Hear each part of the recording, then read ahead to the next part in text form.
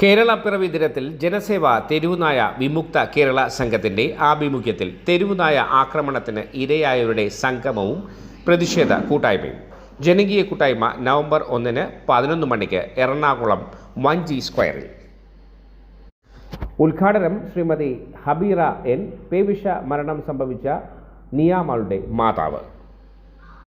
മുഖ്യ അതിഥി Padmashri doctor Tony Fernandez.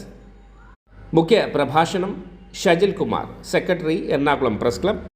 അധ്യക്ഷൻ ജോസ് മാവേലി, ചെയർമാൻ തെരുവുനായ വിമുക്ത കേരള സംഘം.